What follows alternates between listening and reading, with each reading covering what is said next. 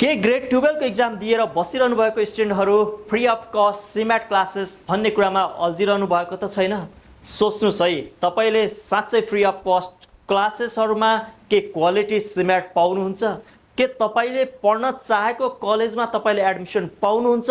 के साँच्चै तपाईलाई गभर्नमेन्ट कलेजको लागि नै फोकस गराइन्छ त त्यहाँ, अथवा तपाईले चाहेको सीम्याट को क्वेशन मात्र पढ्ने हो या लाइफमा केही कुराहरू अरु पनि सिक्ने हो?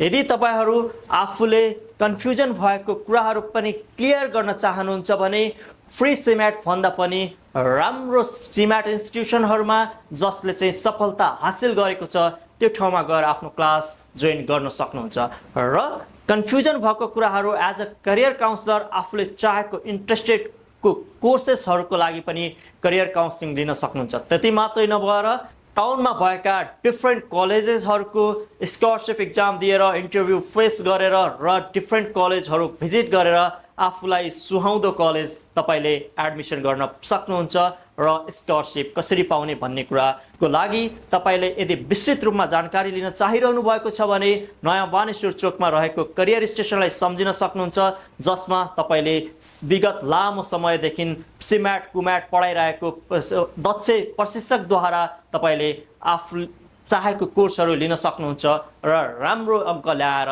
तपाईले आफूले चाहेको कलेज चाहेको कोर्स र स्कलरशिपमा एडमिसन पाउन सक्नुहुन्छ। त्यसैले बिर्सिनुस् free of cost CMAT classes, सम्झनुस् करियर स्टेसन नयाँ बानेश्वर चोक सीम्याट कुम्याटको लागि। धन्यवाद, नमस्ते।